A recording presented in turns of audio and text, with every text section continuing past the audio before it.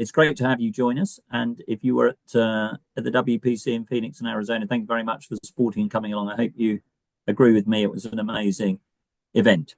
So for those who are not familiar with these research spotlights, we take someone who's a very eminent person in their field. We chat a little bit about their life, and then we talk about the topic which they have contributed to. So I'm very delighted to have Dr. Sarkis Mazmanian with me today from Caltech in California, who has done some seminal work on the gut microbiome and other issues to do with Parkinson's, which I know is something which is very dear to many people's hearts. Lots of questions in clinic I get asked about this. So Sarkis, welcome to the Research Spotlight. It's great to have you here. It's great to have you speaking in Phoenix, and we were just hearing that you've spoken in Portland 10 years previously. So this field has really moved on. But I wanted to really begin, Sarkis, by sort of asking what your current position is, and then I want to go back to the beginning of your life, where you began life. So what you currently do, and then we'll go back to the beginnings. Thank you for having me, Roger and Eli, for organizing this webinar. I'm happy to be here and talk about our work. So currently, I am a professor of microbiology at Caltech. Caltech is the California Institute of Technology, just outside of Los Angeles, maybe about 15 minutes northeast of downtown LA. It's a basic science campus. I think that's something to remember. We don't have a hospital. We don't have a movement disorder clinic. And so our work is very fundamental. We try to understand really basic disease mechanisms and pathophysiology in animal models and cellular models and really experimental systems, and then leverage that work to inspire novel approaches in the clinic. And I'm happy to talk about the clinical work that has essentially emanated from the basic work, the basic research that we've done. And so again, as a professor here in microbiology, our lab predominantly studies Parkinson's. We have other areas of interest as well, such as social behavior, anxiety like behavior. We have a program in Alzheimer's disease, quite different than what we're doing in Parkinson's.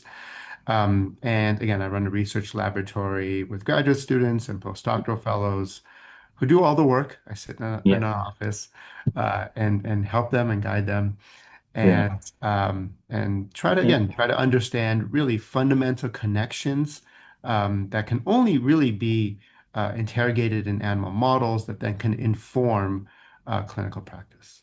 So you're a microbiologist. So that's not the usual thing we would expect on a research spotlight about Parkinson's. If I had to think of microbiology, you'd think these are people who grow bugs in the lab and tell you whether they are, how the bugs behave. But you're very interested, obviously, in microbiology, microbes, and the relationship to brain diseases, which we'll come on to discuss in a little minute. But I'm interested, Sarkis, in where you began life. So how did you get into science? And then more particularly, how did you get into microbiology? Sort of a circuitous story. I started off in my undergraduate work as an English major. There's a history behind that as well. I listened to my high school teachers who told me that, in their opinion, I had a gift, a talent for writing, and I listened to them. Really, the reason is I just didn't know what I wanted to do. When I started college, quickly found out that English wasn't something that I wanted to, though I enjoy very much to this day. I actually think it's helped me with my career in terms of writing papers and really communicating the science that we do. And then through essentially surveying different disciplines as an undergrad, came across microbiology. This was when I was an undergraduate at UCLA, University of California, Los Angeles. And I picked microbiology. At the time, didn't really know much microbiology, but I selected that as a major because I had come to realize I like the research process. I like the scientific process of asking and answering questions. And microbiology in the early 90s was one of the more research-oriented disciplines at UCLA. And so it was really that simple. But so after drifting around in terms of my discipline, once I found microbiology, I haven't looked back in over 30 years now. And but there was no, so in the family, there's no history of I mean, is there a family history of working in science, or is it, or are you the first person to really embark on a sort of research career? Yeah, there's no family history working in science. In fact, no family history in higher or even lower education. Really? My parents Mm, never went to school. They never went to even elementary school. mm, And you know they grew up in a different place in a different world. yeah. But for me it was a natural transition. I never questioned whether I wanted to Mm, pursue higher degree. It just what was the discipline that really mm, attracted me and really engaged me and as I said, once I found microbiology, I haven't looked back. My career has moved in different aspects of microbiology, but it's mm. always been really the core theme of my education and now our research. And when you started in your, so having, I mean, it's unusual, I'd say English to microbiology is not a standard uh, course. I mean, my wife does English, but she certainly doesn't do microbiology. So, what were the early work that you did in microbiology? What were I mean, your PhD and then the work immediately after you decided to move into that area? Where were you sort of working in the world of microbiology? Sure. Again, just to orient people, this is now the early to mid 80s, oh, sorry, early to mid 90s. Yeah. And so bacterial pathogenesis, bacterial metabolism were really the areas that dominated microbiology research. People want to understand how bacteria may make us sick.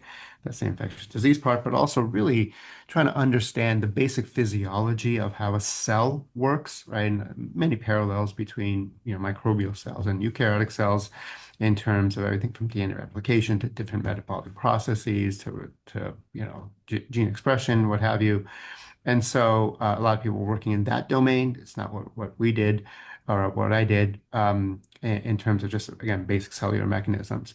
What So, I so can I just ask focused a question? on, Was that to understand how so understanding the basic physiology of microbial organisms would allow you to be able to then treat them more effectively, or was it to get some insights into how human cells normally work? Was it a model system for looking at human cells, or was it a way of actually better understanding how to treat pathogens? correct. It's the latter, right? Right. Because again, there's so many cellular processes that are shared between us or eukaryotic cells and microbial cells that Yeah. microbial cells are just more tractable, at least at the time they were, right? Yeah. Yeah, it's much more, that we had genetic tools, we had, ways of doing biochemistry and molecular biology. This was really during the explosion of molecular biology in science. And so, microbes offered a model system that were just you can manipulate in the laboratory in a way that human cells were still very challenging. Obviously, now we have many tools, really advanced tools to manipulate human cells. So it's really more the latter from the way you described, Roger, of Yeah. really trying to understand how cells work. But again, the majority of the work that I did was trying to understand how certain organisms make us sick. And so I studied Staph aureus, which, I think people may commonly connect to staph infections, though they're But involved this in is normally on your skin. on your skin, but in internal organs as well, right? So Right. staph lives on your skin. It does cause skin infections. Really the issue is once the organism penetrates deeper into the bloodstream and the tissue, it can cause very severe issues from endocarditis to liver and kidney diseases. It affects the lung in cystic fibrosis patients. And so it's a major human pathogen, still a problem to this day. And just, zooming in very quickly, what I was quite interested in is how do bacteria essentially stick to tissues so that Right. they can replicate and cause infection? I think it's pretty trivial to understand that if a bacterium doesn't have the ability to actually adhere to tissues, it can't colonize, it can't grow, and it Yeah. can't cause infection if it's constantly being washed away. So there are bacterial mechanisms that essentially allow them to adhere to our cells and tissues, and that's the process that I've worked on as a Yeah. graduate student, so during my PhD. And I could see, obviously, if you know what makes them stick, you can develop therapies that make them not stick. And if they don't stick, they can't cause disease, I guess would be the logical way That's of. absolutely right. And we did develop those technologies. And some of them were actually licensed and some early commercialization events did occur for that technology. It never got to see, it was never developed as a drug, but it did give me, and I think it's an important point, Roger, it did give me at least an early glimpse, a naive one, into how one can translate work from the laboratory into the clinic, right? Yeah. And Which is, that, I again, think, so yeah. something that we've continued with our current work.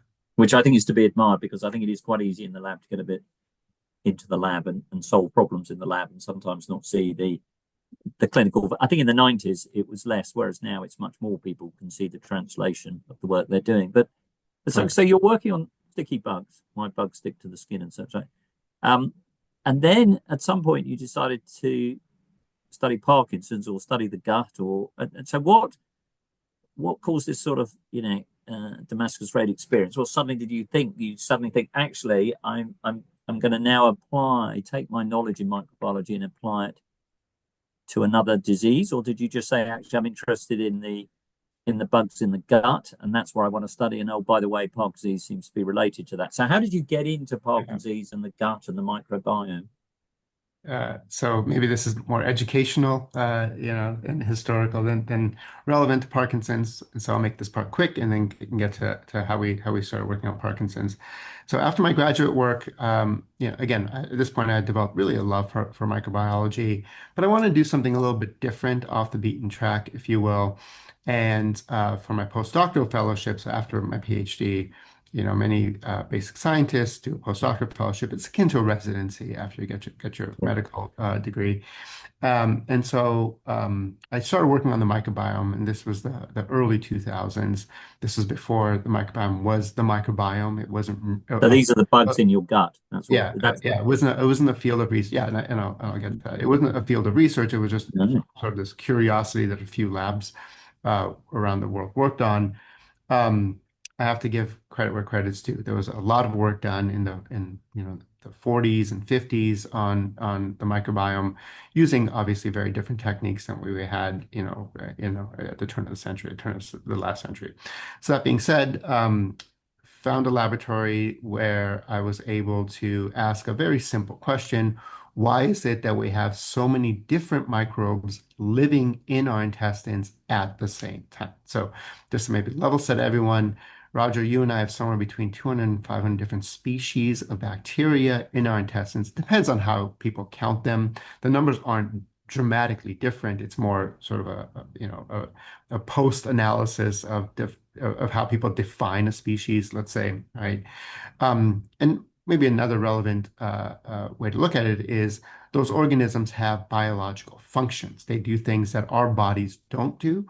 And so they essentially augment our health, and if they're dysregulated, they can promote disease. And I think that's a theme that we'll probably come back to. And so I was really interested in, again, how do these communities assemble, right, in the first place, and why does an organism like us that has a very potent immune system, the ability to fight off infections, why do we tolerate these organisms? Why do we allow so many different species of bacteria, in fact, hundreds of trillions of cells, to live in and on our bodies? Why do we not reject them? Was a central question that we wanted to ask. And some of that work went Can I just ask, well. like, when does this begin? So when you're born, when does your gut become? Are you born with some bacteria already in your gut, or is that something that accumulates during early life, or when do you end up with your sort of standard microbiome, or is it changing all the time? A little bit of everything that you mentioned, but the current view, based on lots of work from many of the people, not us, Yeah. is that we're born microbiologically sterile, meaning that we do not have exposure to live organisms in utero. The birth canal is our first exposure. And in the first, 2 to 3 years of life, we sequentially, in what appears to be emerging in a somewhat ordered fashion, assemble this consortium of several hundred organisms. And it happens in succession. It happens in waves. For example, when a child or an infant moves from formula to solid foods, are huge changes. But about the age of 3 to, let's say, 5, again depending on the work, the microbiome reaches something close to an adult microbial configuration. So lots of forces can affect the microbiome in those few years. But then after that, there's always change. It's not static. So I mean, if the comparator is our genome is much more static throughout our lives than our microbiome is. And so, significant evidence that diet, pharmaceuticals, not just antibiotics, but many other pharmaceuticals can change microbiome configuration. The diet being probably having the strongest effect. The disease state, other lifestyle factors can change your microbiome, in some cases pretty rapidly. But let's think of it this Does way. it age? Do you get an aging microbiome as you get older? It does. It does. And so maybe one way to think about this, and I'll incorporate the aging component, is that once your microbiome is established, your microbiome will look more like your microbiome 5 years later than somebody else's microbiome, right? But Yeah. it will be measurably different. And in many cases, I think we have a pretty good sense of what are the drivers of those changes.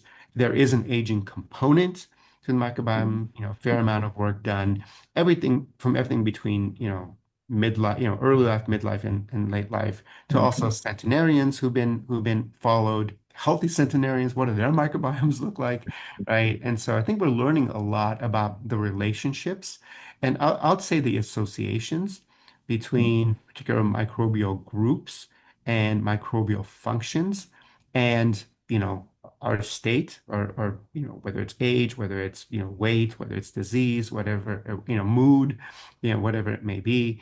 And so, yes, the microbiome is not static, and I think that's something to remember, is that we have, again, compared to the genome, we have some control over what our microbiomes look like, and I think that's empowering to people, especially when they have an illness or symptoms that they want to address. Okay. So that also gives it, I imagine, some challenges because it's a rather dynamic.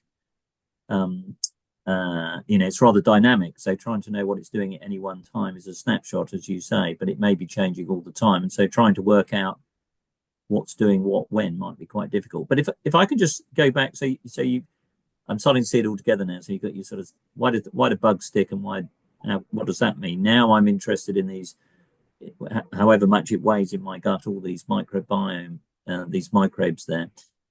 And you were studying it at a time before anyone else was really getting very involved with it and linking it to disease. So there are two questions really. One is, at what point, or was it already established at the turn of the century, that the microbiome may influence health, and not just gut health, but your more systemic health, your immune system, brain diseases? And so when was that first put together? And secondly, when did you decide that actually not only to be interested in the microbiome and why we need these organisms, but how that then links to disease, in particular Parkinson's? So when was it linked to disease, and when did you decide that Parkinson's looked like a good place to start looking with the microbiome? Uh, Again, I have to acknowledge the work that was done before I entered the field. And so in the 80s, there were people like John Sebra, SEBRA at the University of Pennsylvania, who showed that there are really nice associations in animal models between mice that have very complex microbiomes and the development of their immune system. And so what John and others, contemporaries of his at the time, were looking at is, how does an immune organ develop in the presence or absence of a microbiome? And so I wouldn't say directly linked to health, but really on the doorstep of trying to understand, this relationship between the immune system and the microbiome. And that makes sense, right? Because when we think about microbes, oftentimes we think about the immune system and the role of the immune system. But it's really a paradigm shift, sorry, to think about it this way, is that our microbiomes are not targets, they're usually not targets for the immune system to clear them. Obviously, something like Staph aureus or COVID or other infectious agents are microbes that we want to eliminate with our immune system. And so I think the work that predecessors of mine had begun to unravel, and really what the early stages of my career showed, is that there are microbes, specific microbes, that actually augment the immune system, actually improve immune function.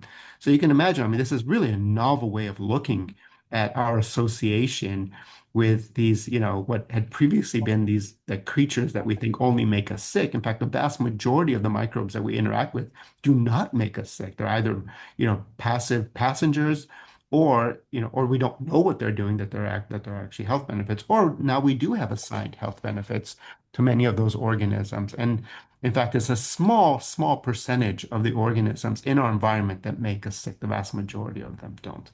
And so, again, the early stages of my career, both as a postdoctoral fellow and then once I transitioned to Caltech in 2006, was to understand how we can use microbes to improve immune function. And that's to your point, Roger, about, then at that point linking disease. Initially, we worked on Crohn's disease, later on multiple sclerosis, and then dabbled in So a few. Crohn's disease is an inflammatory disease of the bowel, so you could sort of see that. Whereas MS, so I suppose MS has multiple sclerosis has an immune component, so I could sort of see the link. Correct. But it's Correct. it's Yeah. quite it's Yeah. quite an Yeah. interesting link. I suppose they're both autoimmune, they're both inflammatory, so I can see how you might link the two together. But it's an That's right. interesting conceptual link. And maybe the theme is that as I describe how we got into Parkinson's, is that we just became increasingly more bold in the Yeah, questions that we were asking, right? And so the first question is, okay, if microbes are impacting the immune system, the local immune system of where microbes live in our gastrointestinal, the vast majority of organisms live in our gastrointestinal tract. And maybe that's something just to highlight is we have organisms on our skin, oral cavity, in the urogenital cavity, but they're dwarfed by the number of organisms in our lower gastrointestinal tract. So, it made sense to think about, disease of the bowel, right, and how the microbiome may affect that. And so again, we worked on inflammatory bowel disease, Crohn's, ulcerative colitis in animal models, and showed that indeed there are organisms that don't activate the immune system. They actually have an anti-inflammatory property. They dampen immune responses. And what Crohn's and ulcerative colitis are, these inflammatory bowel diseases, are an overactive immune system in the gut that's attacking the tissues, the gut lining and the intestines of people, and it's causing all the symptoms, associated with inflammatory bowel disease. And really that was, I think, it was a 2008 paper, but really our first, credible evidence that a microbe can modulate, can balance an immune system and promote health, right? right. And then again, maybe the next bold step is we said, all right, if it does this in the gut, can it also do this in the brain? Because we already had some immune pathways that we knew were responsive to the microbiome, and then we linked them to some of those pathways in mouse models of multiple sclerosis. These are experimental autoimmune encephalitis models, where essentially it just mimics the inflammatory response of multiple sclerosis and show that, in fact, bacteria in the gut can send anti-inflammatory signals to the brain to dampen brain inflammation, right? So again, but the theme certainly wasn't neurology at the time. It was immunology, right? We're just using multiple sclerosis as a test bed, if you will, And that was based on pathway analysis that you saw what the pathways which seem to mediate multiple sclerosis are the pathways which seem to be influenced by these microbes. That's right. That's right. So we Yep. we link them immunologically from Yep. one disease to Yep. the other. And then, so at this point, I'd been at Caltech for several years, and in a discussion, really sort of a serendipitous discussion with a colleague of mine who was interested in the environmental effects on behavior. His name was Paul Patterson. I got into work on trying to understand now, again, just this theme of just pushing the envelope. Can microbes affect behavior? If they're having these immune effects on the brain, can they have other effects on the brain that may translate into emotional behavioral outcomes? Again, long story short, we got into animal models of autism, showed that in those animal models, similar to what had been shown in early clinical data, that the animal models had GI issues, right? So, and that's pretty well known. Similar to Parkinson's, maybe, in fact, I think the signal is stronger in Parkinson's, that individuals with autism have gastrointestinal symptoms, and Parkinson's, I think those are more profound, and showed that microbes are dysregulated in animals of autism, and that by correcting the imbalance in the microbial community, we can get both GI effects, and what was really a game changer for our research is that we can get behavioral improvements, right? Just by, again, essentially fixing the microbiome in animal models of autism. And then that's And then again where the leap of, I guess, faith, yeah, but then maybe the next question came is we said, all right, if this is happening in animals of autism, what other neurological conditions have this gastrointestinal component to them. And And Roger, can I just ask, in yeah. your autism, did you think that was related to developmental aspects of the brain related to the immune system, or did you think actually the microbiome is influencing behavior and autism in a way which is not immune dependent? It's operating in a different way. Yeah, it's a good question. So initially, we were focused on the immune system because that's where Mm. most of our data was in the Crohn's and the MS models. And so we looked at that because immune dysregulation is also known in Mm. autism, right? And so at least the approach that we took. So I think the immune system is critically involved in subsets of individuals with autism. The At least the approach that we took, we didn't feel confident that we were actually modulating the immune pathways of relevance in the animal models that we were working with. And so it doesn't mean that there aren't, pathways to modulate, immunity in autism to gain benefits. We just didn't have the right strategy in our toolkit, right? But what we did do, and we never give up. What we did do is that we asked, all right, so, if we're able to modulate behavior through the microbiome, then what, if it's not immune, what is that pathway, Yeah. right? And then we really focused on some small molecules. So we actually traced bacterial molecules made in the gut into the brains of the mice that had the behavioral deficits and showed that these small molecules that get into the brain, again, purely made by microbes, going through the bloodstream, past the blood-brain barrier into the brain, were able to modulate behavior and have continued some of that work, right? And so we know that some of those molecules interact with oligodendrocytes in the brain that affect the myelination. This is the Mm. coating around long axons that allow them to send their signals over, different, regions of the brain and really connect, one brain region to another and really send signals between those brain regions. That process was affected by the microbiome, right, through modulation of oligodendrocyte biology. And that process of essentially insulating, Yeah. neurons has been known to be affected in neurodevelopmental conditions, right? Okay. So And again, also linked back to MS, I guess, because you've got right, oligodendrocytes which make the insulation which are found in MS. But right. we still haven't hit Parkinson's as Yeah, well. we haven't hit Parkinson's. And so again, all that work's been going on in the laboratory now. And so this is now probably 2010-ish.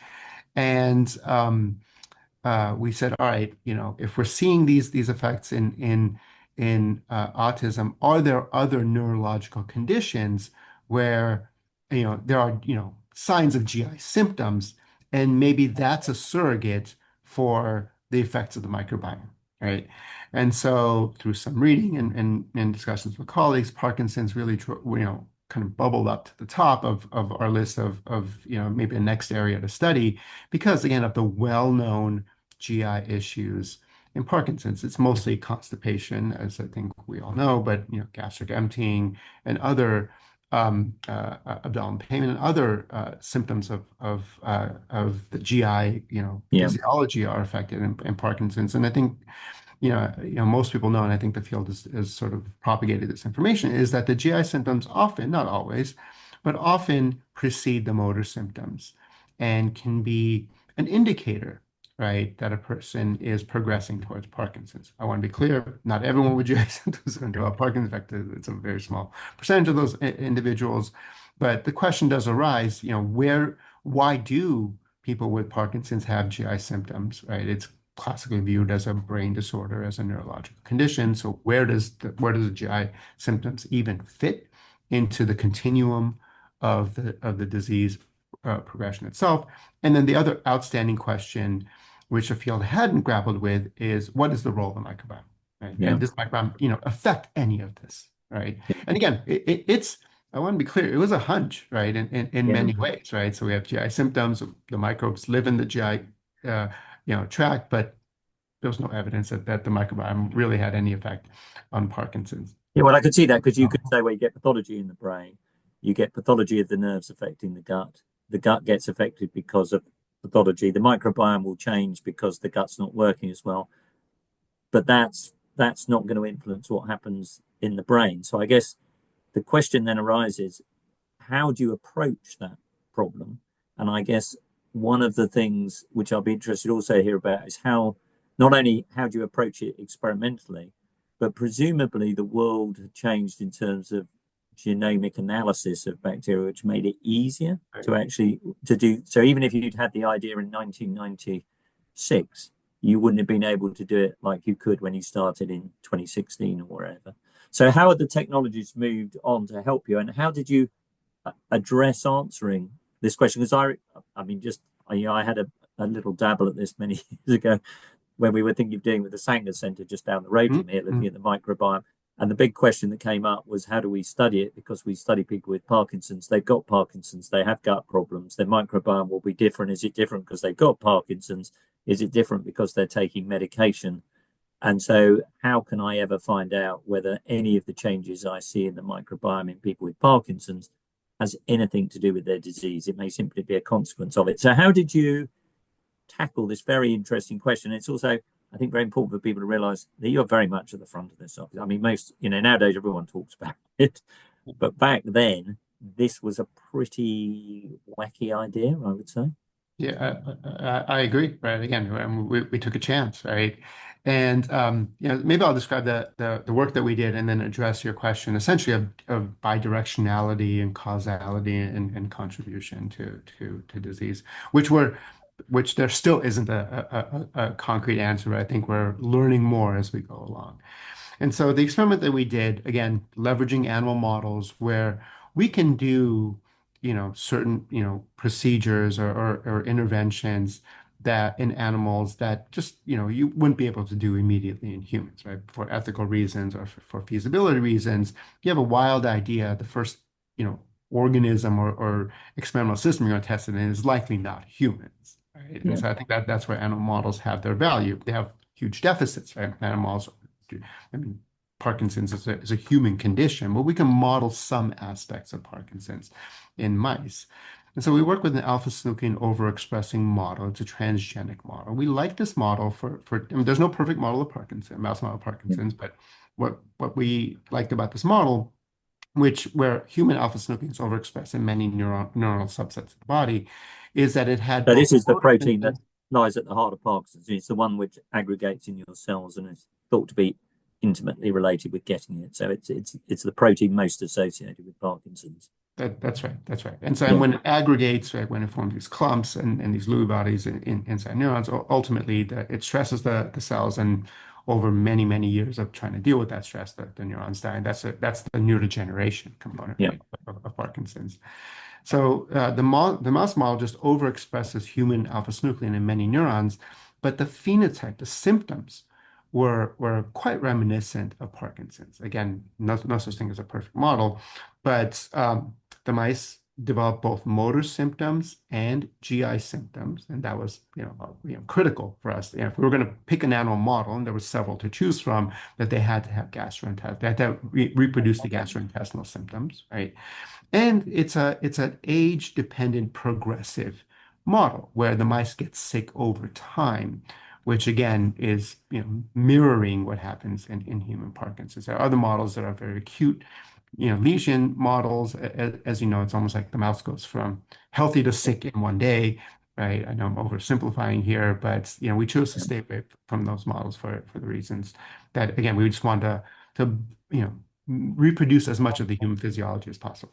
So the first experiment we did was actually a very, very simple experiment, but I think it really opened the floodgates to this concept, is we just simply remove the microbiome of mice that overexpress alpha-synuclein, right? So we did that with antibiotics. We did that with a slightly more intricate approach. It's called germ-free rederivation. So we essentially keep these mice in sterile bubbles and isolators where everything inside is microbiologically clean. The genetics are the same, the diet is the same. We try and keep everything constant except we remove the microbiome. And so it's a binary experiment. There's just mice with a mouse microbiome. There's mice with no microbiomes, right? And then we behavior tested those animals. And the mice that were missing microbiomes had almost no behavioral symptoms. At the same ages where mice with the microbiomes were showing pretty profound behavioral symptoms. Did they have, but they had pathology? Well, they didn't. They did not have pathology, and they did not have GI symptoms, right? Okay. And so they had no features and no pathology. So it almost as if once you remove the microbiome, they were immune from disease. That's exactly right. So they still overexpressed Yeah. alpha-synuclein. Alpha-synuclein just didn't aggregate, neither in Okay. the gut nor in the brain, right? And so the model itself was working. It was Yeah. something about the microbiome was inducing the aggregation component, right? And so again, I think that really, made us believe that the microbiome was contributing. It's not causal. In fact, there's lots of data that we now have that suggests the microbiome is not causal to Parkinson's, but is one piece, is one risk factor. And so we did all the sort of the checks and balances to make sure that we were really, assigning those outputs to the microbiome in that initial paper, which was published in 2016, a decade ago. And then we did one experiment which I like very much because it sort of allowed us to springboard into some of the human work. Is at the same time, there were papers coming out showing that the microbiome was different between Parkinson's patients and controls. And what I mean by different is stool samples were sequenced, the DNA in the stool samples was sequenced to essentially survey the microbial composition of people with Parkinson's and without. And this is now getting to your point, Roger, about the technological development that was happening at the same time that we were getting into this space and asking the biological questions. So after the Human Genome Project, I think we developed tools and technologies, both on the hardware side and on the analysis side, to really deconvolute complex DNA sequences, right? And so many of those tools from the Human Genome Project were applied to the Human Microbiome Project, right? So again, the microbiome is much more of a moving target than the human genome is. But once you have those tools, then you can start to get a pretty good sense of, what are the organisms that are there. And so in the last 15 years, we as the field have gotten extraordinarily good, at precisely knowing what's in a person's stool microbiome. We're getting better at knowing what's in a person's colonic microbiome. We still have a gap in terms of what's in the small intestine, just to be sort of So they're clear. slightly different in different bits of the bowel. They're different, and even cross-sectionally, the microbes in the lumen and the center part of the colon are different than the ones Okay. closer to the epithelium, closer to the intestinal lining. Yeah. And so the experiment that we did, because again, these papers were coming out showing that PD and healthy controls have different microbiomes. And at the time, we did not understand what different meant. We can just put up some figures and say, this is the microbiome in PD, this is the microbiome healthy control. And that's all I can tell you at this point, right? Yeah. Again, now we're much better at us, trying to assign function, right? So we said, all right, if we built this tool, this research tool, where we no longer have a mouse microbiome, can we start testing function in the human microbiome? And the way we start testing function is we transplanted microbiomes from Parkinson's and healthy control humans into the mice. So we made these like avatar mice, right? Or these like mouse twins, if you will, right, of people's microbiomes, and then now behavior tested those mice. And the mice that received microbiomes from Parkinson's patients developed worse motor symptoms than the mice that received microbiomes from healthy control individuals. Yeah. So that in and of itself tells us that there may be a functional difference, like they're performing differently, at least in the animal. You could not get this data in humans, right? Because again, in humans, it was just really an association of a microbiome profile. And so, again, I like that because it started convincing us and hopefully the field that those changes in humans actually matter, that they're Yeah. part of the symptomology at least. And now we know, I think, they're part of the pathophysiology, the actual steps that it takes to get to a symptom. And so again, that was quite gratifying. Yeah. And then So can I maybe just I'll ask you on that? So how do you then dissect what it is in that fecal trans? I always remember this because used to do fetal transplants, and so the difference between fetal transplants and fecal transplants is actually quite important to get right, given where we put fetal cells. But how do you then? So you've now shown causality in the sense that if you put the Parkinson's microbiome into a mouse, you drive a pathology. So how do you then disaggregate, if I can use that term, what's driving it? So is it a particular species? Is it a particular molecule? Is it a change in the immune system? How did you then dissect what it is in the microbiome that's causing it? And then I want to move on to when do you think this happens in people with Parkinson's? Because we've got questions about does it happen before you get Parkinson's in the REM sleep behavioral disorder, and then a little bit about treatment. So how did you dissect the pathway which is driving it? and then we'll come on to talk about when does that start in Parkinson's and how can we treat it. Yeah, just one point to clear up before we get into the specific Yeah. organisms that are mediating the differences between the two groups of microbiomes is that, when we transplant the microbiomes from Parkinson's patients and healthy controls into wild type animals, into mice that didn't overexpress synuclein, we saw no differences. Okay. Right? So the microbiome itself was not causal. No. There had to be a predisposition in this So it's particular case, driving. alpha-synuclein overexpression, right? And I really think that's how the microbiome, even in Parkinson's and outside of Parkinson's, right? It's microbiome in very few cases actually causes disease. Okay. I think it's a contributor, to let's say a person who has a predisposition, right? Meaning that if you have some, whether it's genetic, I think in most cases it is genetic, but environmental exposures or other predispositions, other vulnerabilities, a healthy microbiome can help compensate or cover for those vulnerabilities. An unhealthy microbiome may actually exacerbate, that predisposition and lead to disease. So that's my just general view of where the microbiome, places in disease.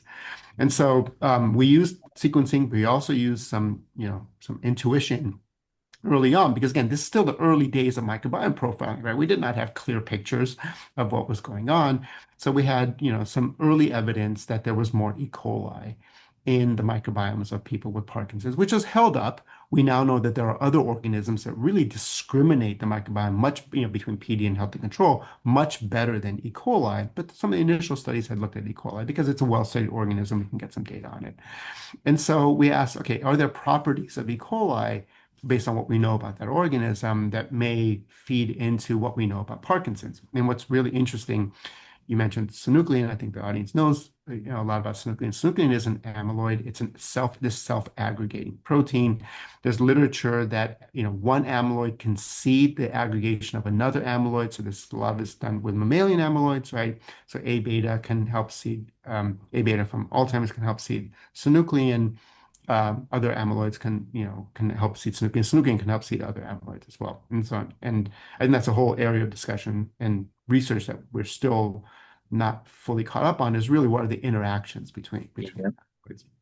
And so what we found was that E. coli produced in very high abundance a bacterial amyloid, right? A self-aggregating protein that it was secreting. So we generated a hypothesis and asked the question, is this bacterial amyloid somehow involved in alpha-synuclein aggregation, right? And we showed in test tubes and in cells and in animal models that indeed a bacterial amyloid is called CSGA. It's part of a bacterial structure called curli. If we have time, I'm happy to get into this, right? But E. coli are just making this thing. Okay, they're making it for a particular purpose, to adhere to cells, to adhere to tissues, to help sort of create a niche, for themselves in the gut, right? And they're using this process that they evolved over millions of years to do so. That process has a similar component, amyloid formation, than synuclein, right? So again, we just put those two things together. In fact, showed that indeed one bacterial protein was both required and sufficient in animal models to induce synuclein aggregation and motor symptoms, right? And how does that happen? So I quite like this because it takes you back to your original studies of why things stuck, and now it's producing. Yeah. And is this because normally the bacteria in your gut do secrete things into your bloodstream, which is how they educate the immune system? Or is it that they make this sort of amyloid fibril and it goes up the nerves from the gut into the brain? How does the E. coli produced fibril end up seeding pathology in the brain? Yeah, we have a hypothesis based on our work and work from others, but we don't have the definitive answer. The hypothesis is the bacterial amyloids are getting into the cells that line the gut, these epithelial cells that line the gut. So we have one layer of epithelial cells that essentially, is the barrier between what's the outside, the lumen, the center of the gut, and the inside, which is our tissues, our bloodstream, and our cells, right? So there are specialized epithelial cells called enteroendocrine cells. And what's really interesting about these enteroendocrine cells is that they're epithelial cells. They're not neurons. Right. They express alpha-synuclein. and they synapse with neurons in the intestine. So they form these Okay. really tight associations. So on one side, you have the microbiome, then you have one cell, and on the other side, you have a neuron, right? And so our leading hypothesis, based on mostly on in vitro work, we need more in vivo studies to really validate this, is that the bacterial protein is getting into these enteroendocrine cells, these epithelial cells. It's inducing synuclein aggregation in those epithelial cells.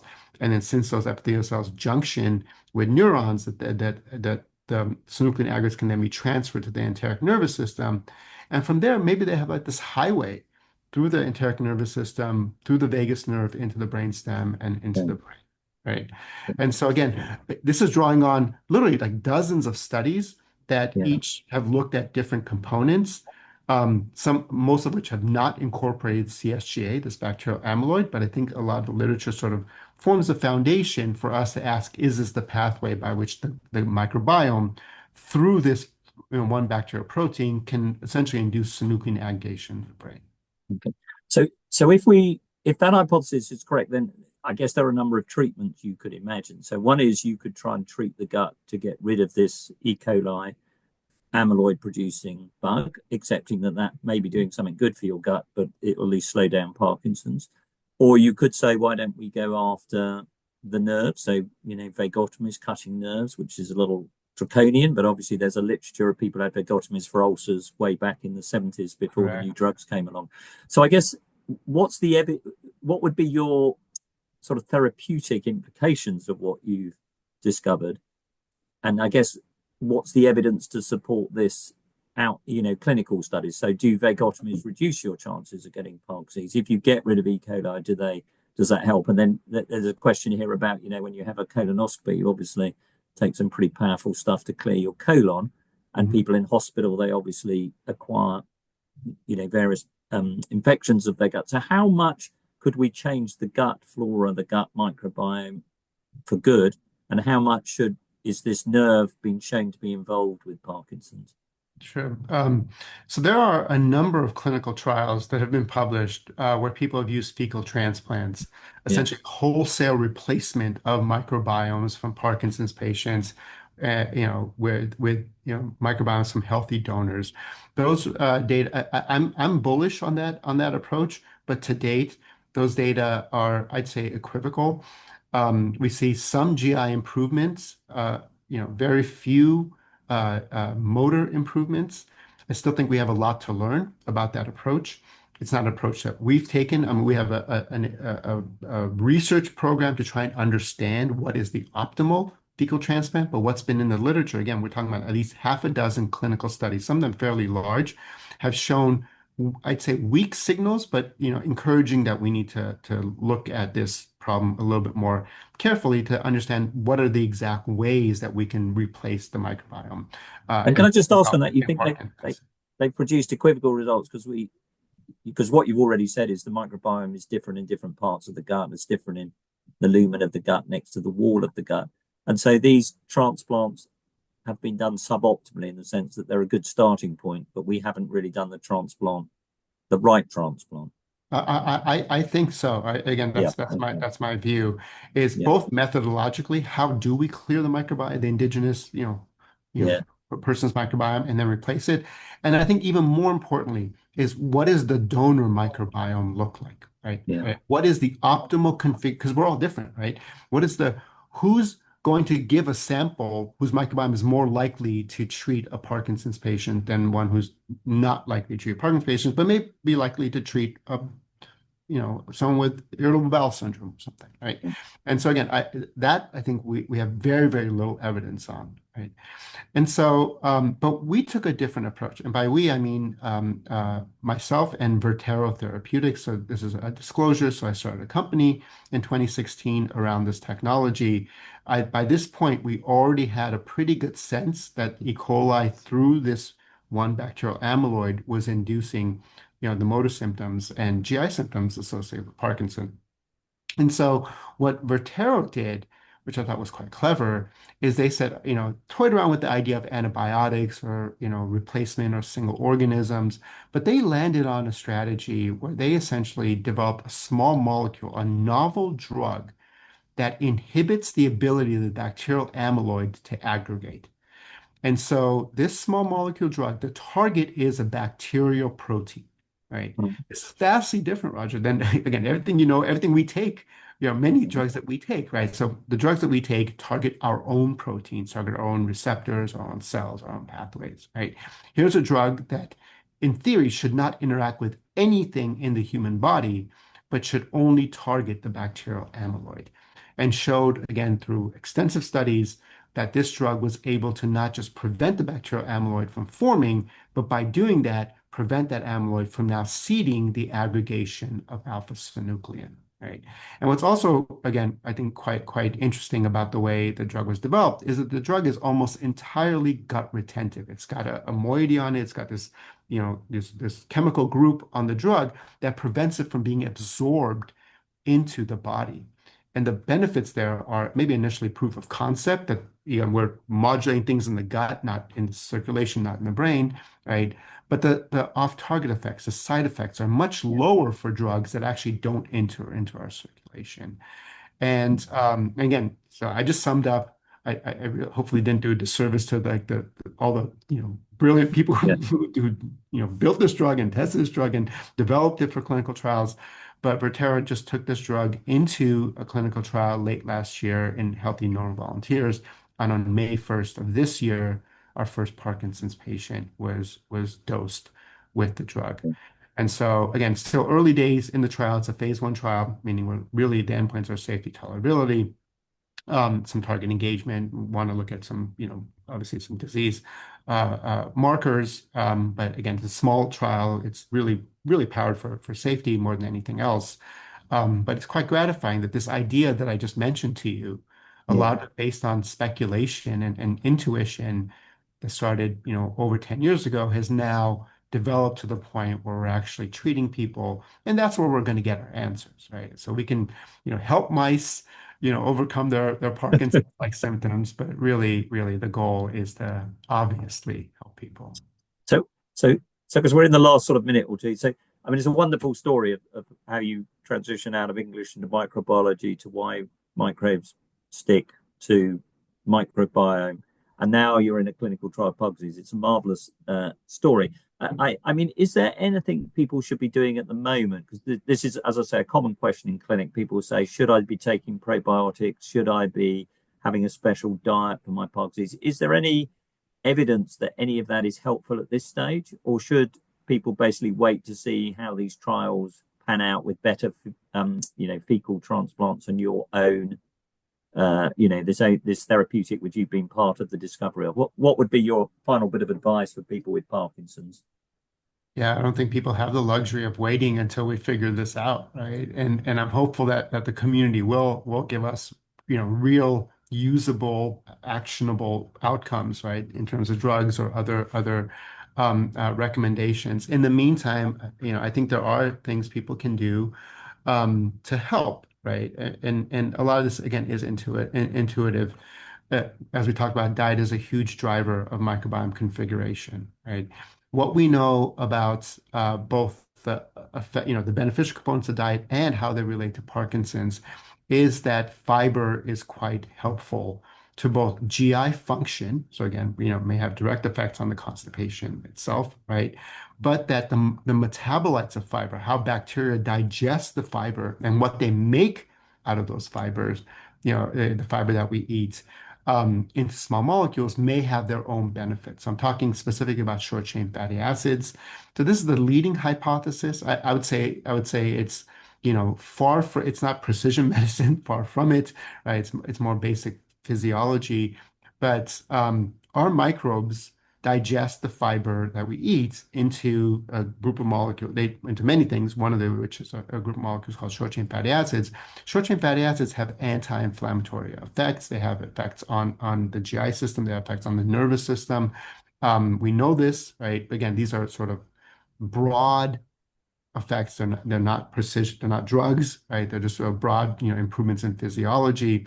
And what's really interesting is that study after study has shown that in Parkinson's, individuals both in their blood and in the stool have lower levels of short-chain fatty acids.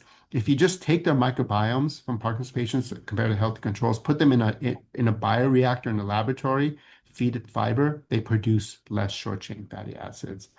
So your advice is fiber. I'm afraid we're slightly out of time. Anything else? Yeah, correct.